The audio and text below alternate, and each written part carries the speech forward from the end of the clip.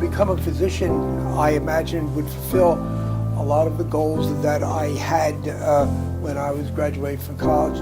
One, I wanted to be responsible for my own actions, and more so that I might be as an employee in a large company. Secondly, it afforded the opportunity to work with children, and whose company I've always enjoyed. And thirdly, it offered the opportunity to utilize science in a way that I thought would be very beneficial for children. Along the way, I really was very moved by accounts of sick children and the opportunity to be one of those taking care of them.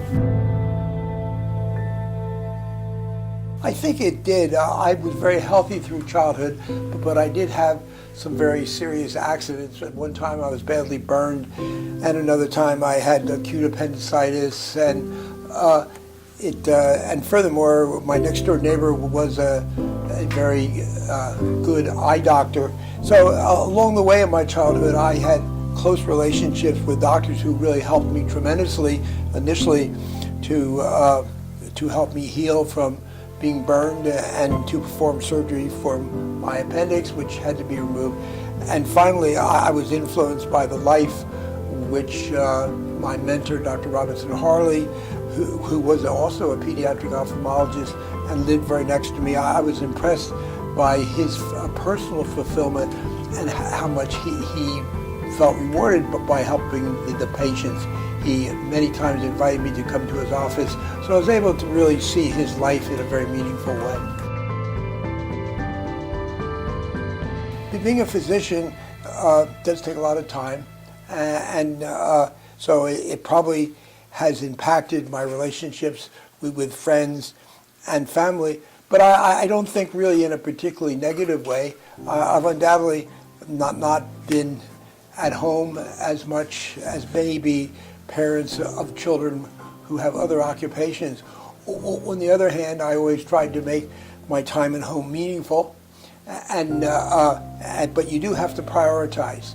My son was a high school basketball player, and I don't think I missed a game, but I often came late.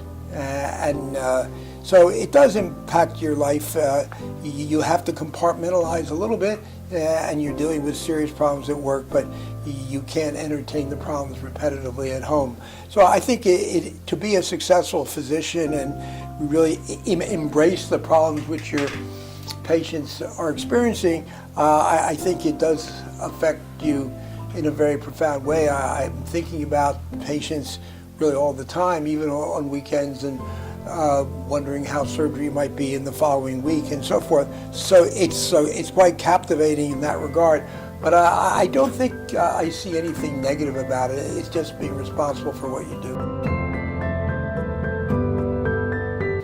Well, I chose actually to first go to medical school, and then from the very beginning I was very interested in pediatrics. And I was interested initially in doing general pediatric surgery, but at the time recognized that was highly specialized to the surgical procedure itself. And in ophthalmology, I had the opportunity to take care of patients in a more comprehensive way than pediatric surgeons who I was with were doing.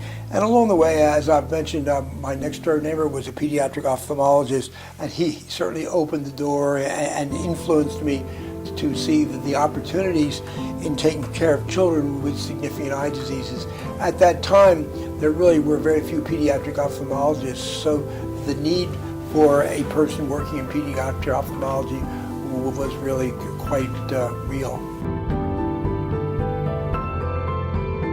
I really can't think of a negative way. I'm really humbled by the support which parents give me to help take care of their children, and as the children have grown a little bit older and can express themselves, it's that they are very generous with their gratitude, and both offered verbally as well as with an occasional bag of chocolate chip cookies. So they reward me actively and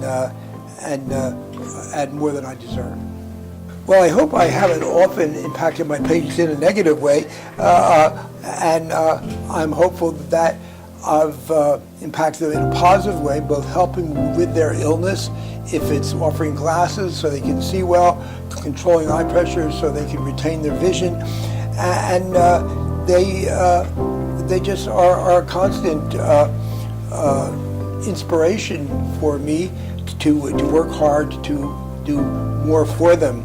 So my interaction with the patients has been entirely positive, and I'm so indebted to them for their patience, as well as for a lifetime of inspiration to pursue what I do in a even more successful and meaningful way. Well, you know, I never really keep count of them. It's always one at a time, and it's always an issue of how well you've done the surgery. I've never taken any great satisfaction in doing more than such a number are. So the number is probably not too significant. I can do the arithmetic, though. I've probably been doing this for approximately 40 years, and I've done approximately 100 operations every year. So you can do the arithmetic. 40 times 100 would be 4,000, wouldn't it? Something like that. So, you know, it's in that neighborhood. And what you must realize is that an operation is not a momentary event, but is followed by a significant period of care after the surgery. And so to do an operation is really, it's not just a moment in the operating room, but it's a significant period afterward of care. So somehow, in my mind, 4,000 seems, in retrospect, overwhelming.